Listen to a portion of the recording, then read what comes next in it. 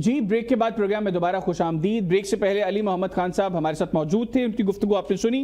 अभी मुझे स्टूडियोज में ज्वाइन किया है पाकिस्तान तहरीक इंसाफ के रहनुमा मियां वकास मंशा साहब ने, और वीडियो लिंक पर मेरे साथ मौजूद हैं पाकिस्तान मुस्लिम लीग नवाज के सीनियर रहनुमा हाजी ताहिर हनीफ साहब। आप दोनों मेहमानों का बहुत बहुत शुक्रिया। आगाज हाजी ताहिर हनीफ साहब आपसे करूंगा।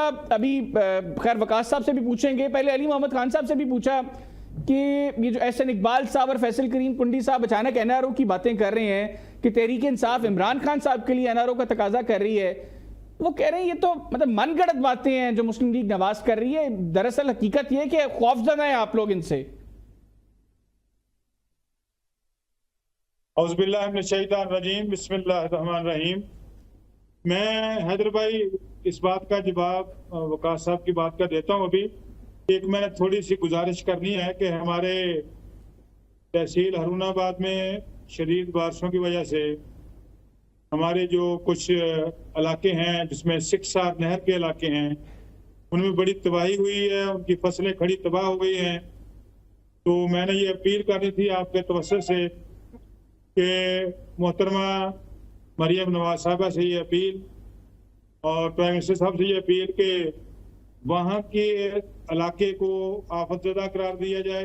वकास साहब, जो एनआरओ की बातें एकदम अचानक शुरू हो गई इसी हफ्ते, पहले एहसन इकबाल साहब ने कहा और उसके बाद फैसल करीम कुंडी साहब, और अब हर दूसरा शख्स हुकूमत का ये कह रहा है कि तहरीक इंसाफ एनआरओ का तकाजा कर रही है इमरान खान साहब के लिए। आप लोग इस कदर मजबूर हो गए हैं या बस अब मतलब वो कहते हैं ना बस हो गई ऊं तड़ी?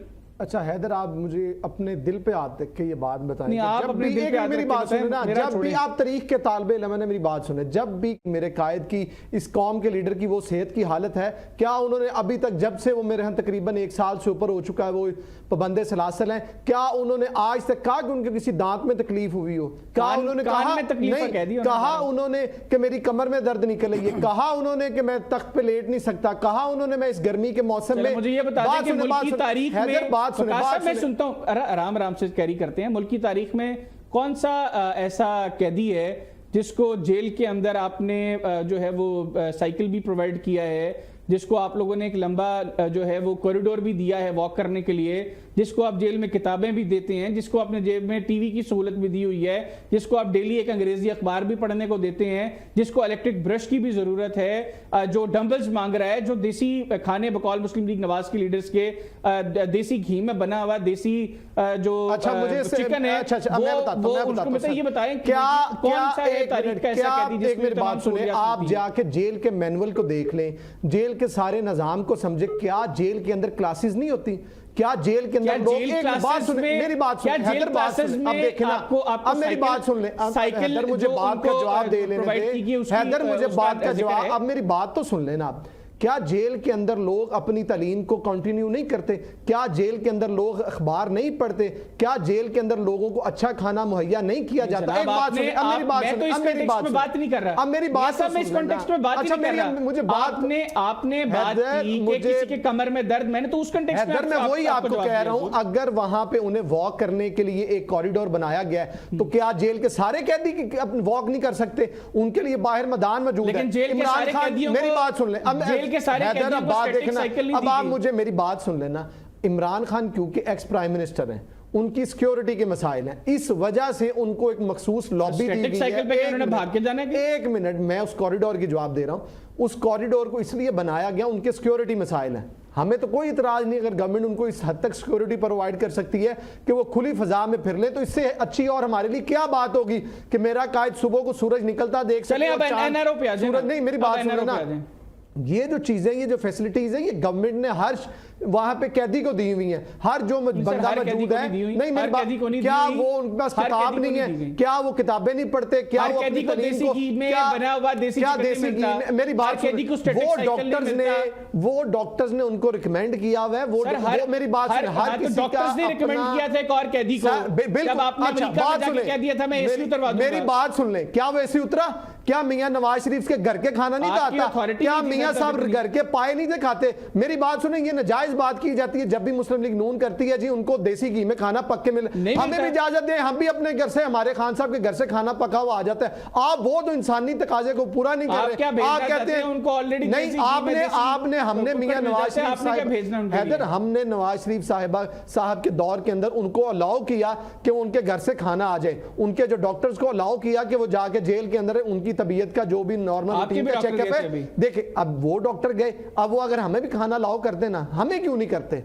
हम भी वैसे नवाज शरीफ की तरह एक बंदे सिलासिल गुजार रहे हैं ना, हमें भी अलाउ करें, हमें नहीं अलाउ करते ना। मियां साहब एनआरओ पे आ जाए, फिर मुझे हाजी साहब की तरफ जाना है। सर एनआरओ है ही नहीं, ये जो बातें, अच्छा ये जोड़ते क्या हैं जी, उनको साइकिल मिली भी है वॉक का एक्सरसाइज करने के लिए, डंबल मिले, ओ यार ये तो रूटीन है, आपको नहीं फैसिलिटीज मिलती। मियां साहब अब नहीं एक्सरसाइज करते या डंबल नहीं उठाते इस उम्र में, तो इसमें मेरा क्या कसूर है या मेरे लीडर का क्या कसूर है? मेरा लीडर वो फिटनेस फिट रखता है, अपने मामलात, अपनी फिजिक को फिट रखना चाहता है, वो रखता है। वो मेरे ख्याल से पाकिस्तान का फाइनेस्ट इस उम्र में आ गई है। सर एनआरओ है ही नहीं, मैंने कहा एनआरओ है ही नहीं। एनआरओ किस बात का? आज तक कहा, लास्ट मेरे लीडर ने आज तक कहा कि किसी भी मुझे लीगल मामले के अंदर फैसिलिटेट किया जाइए, मुझे बरी किया जाइए, मुझे बेल दे दी जाए। हम वही काम कर रहे हैं, हम उसी तरह अपने लीगल मामलात को लेकर चलते हैं जो हमें। चले हाजी साहब भी कुछ कहना चाह रहे हैं। हाजी साहब वो कह रहे हैं आप लोगों की तरफ से ये जो बातें आ रही हैं एनआरओ, ये तो बिल्कुल फजूल बातें हैं, हमें किसी तरह का कोई एनआरओ नहीं चाहिए। तो हुजूर किधर से निकाल ली आपने फिर ये एनआरओ वाली बातें? खान साहब ये एक तो ये बात करें कि वकास साहब माशाल्लाह, ये फ्लोर पे करंटली हाजी साहब की आवाज बढ़ा दें, पास बैठे हैं स्टूडियो में, मैं जरा स्काइप पे हूँ, तो ये बात पूरी सुने, फिर पूरी बात का जवाब दें, जो सवाल किया जाए उसका जवाब दें। सबसे पहले तो ये बात है कि जब मियां नवाज शरीफ साहब को जेल में थे तो ये कहते थे कि अगर मियां नवाज शरीफ को ये सहूलतें देनी हैं तो फिर सारे मुल्क के कैदियों को सेम सहूलतें दें जी। फिर जब मरियम नवाज साहबा को गिरफ्तार किया तो इन्होंने कहा कि आपको हम ए क्लास देते हैं, बी क्लास देते हैं। तो मरियम साहबा ने फरमाया कि नहीं, मैं आम कैदियों के साथ रहूंगी। उन्होंने बड़ी पेशेंस से, बड़े हौसले से जेल काटी और बड़े बावकार तरीके से रहे। अब आप देख रहे हैं कि रोजाना ये कहते हैं कि हमारे साथ सख्तियां हो रही हैं और ये इनकलाब लाने की बातें भी करते हैं। क्या देसी मुर्गा देसी घी में पकाकर खाकर इनकलाब आता है? क्या नेल्सन मंडेला को वो जो इनकलाब लेके आए हैं वहां उन्हें जेल में ये सहूलतें मुयस्सर थी? क्या ये दुनिया के दूसरे कैदियों से मुख्तलिफ कैदी हैं? क्या ये गरीब के हमदर्द नहीं रहे? जो गरीब कैदी हैं उनके साथ क्यों नहीं रहते? कोई सिक्योरिटी इशू नहीं है। सिक्योरिटी इशू है तो फोर्सेज मौजूद हैं, इनका तहफ़्फ़ुज़ करेंगी। और हमने ये कभी हल्की बात भी नहीं की। अब मैं इनकी बातों का जवाब दे रहा हूं कि उनको एसी ना दें, उनको ये वर्जिश ना करने दें। उन्हें जो सहूलतें एक कैदी को दी जा सकती हैं वो दी जा रही हैं। ठीक हो गया, लेकिन मसला साहब अब एनआरओ का है ना। आप लोग कह रहे हैं कि वो एनआरओ मांग रहे हैं, वो कह रहे हैं कि हमारी तरफ से कोई ऐसा मुतालबा ही नहीं है, हम चाहते नहीं कि हमें एनआरओ दिया जाए। खान साहब ये है ना 2-3 बातें, ये चूंकि बातें आपको पता है कि एक दिन एक करते हैं, दूसरे दिन दूसरी बात करते हैं, तीसरे दिन तीसरी बात करते हैं। एनआरओ इनको कोई ऑफर ही नहीं कर रहा, ये खुद मांग रहे हैं। आप देखें, ये कहते हैं कि हमने एस्टेब्लिशमेंट से बात करनी, हमने एस्टेब्लिशमेंट से किस तरह बात हो जाए, हम इनसे बात नहीं करते, सियासतदानों से बात नहीं करते। एस्टेब्लिशमेंट से आप जब बात करते हैं तो क्या मांगते हैं?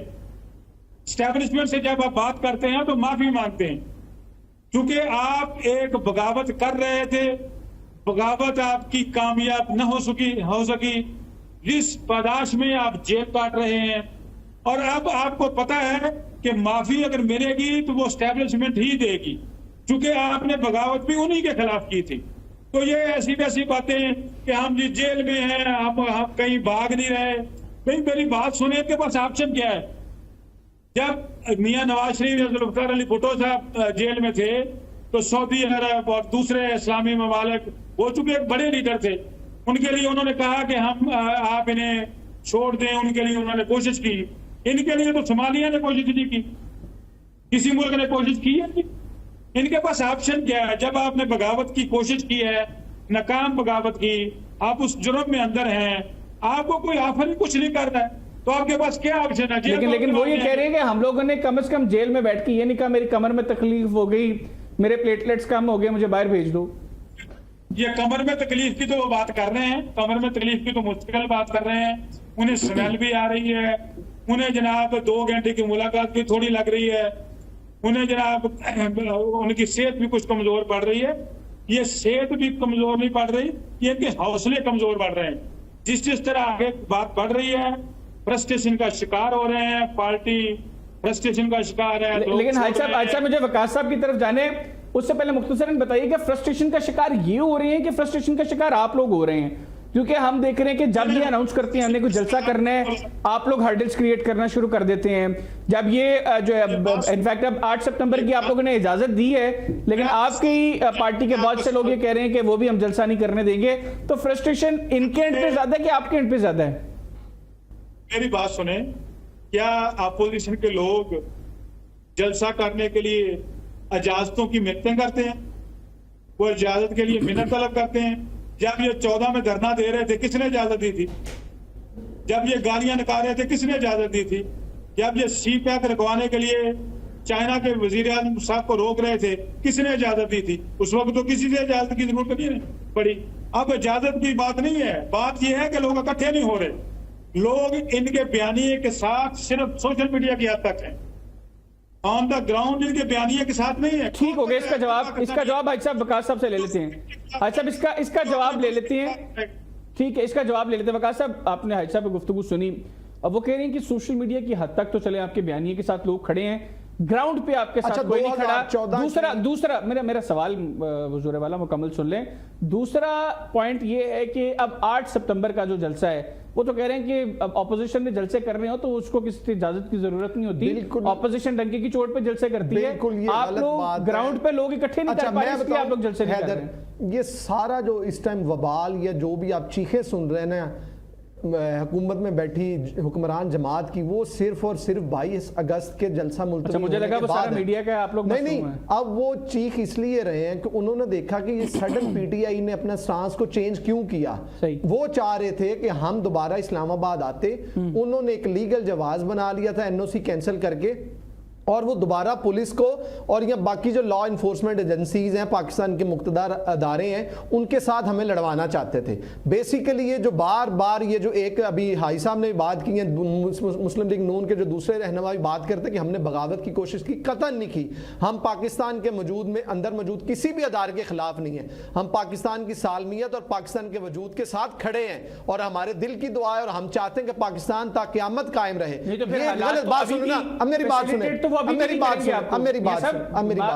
टू पॉइंट चलते हैं ना। आपने कहा कि ये इनकी कोशिश थी इसलिए आप लोगों ने उस वक्त जलसा मुलतवी कर दिया, अभी वो कौन सा फैसिलिटेट करेंगे कि आप लोग आए सर जलसा करें? पॉलिटिक्स ना इज आर्ट ऑफ पॉसिबिलिटीज होता है। हमारा काम है कि हम कौन सी पॉसिबिलिटीज को अवेल कर सकते हैं। हम अपना जोर लगाना, तो हमें किसी ने नहीं रोका कि हम अपनी स्ट्रेटेजी नहीं बना सकते। सिर्फ और सिर्फ इनको ये इस टाइम मसला हुआ है कि क्या स्टैब्लिशमेंट जिनको ये समझ रहे हैं या जिस तरफ इशारा करते हैं या जिनके साथ ये हमें बिला वजह लड़वाना चाह रहे हैं, हमारा कतन उनके साथ कोई मसला नहीं है। तो वो अपनी जगह पे मौजूद है, हम उनको इज्जत एहतराम उसी जगह पे उसको मलूज़े खाते रखते हैं। अब मसला ये इनको लगा कि शायद हमारी उनसे बात हो गई है या उनके कहने पे ये जलसा, क्योंकि अली अमीन गंडापुर साहिबा ने साहब ने मेहर बुखारी साहिबा के शो के अंदर एक बात कर दिया जी। मुझे कॉल आई और मैंने खान साहब तक पैगाम भिजवा दिया आजम स्वाति के जरिए, और उन्होंने आगे उसको मद्देनजर रखते हुए उस बात की अहमियत को जानते हुए उसको पोस्टपोन कर दिया।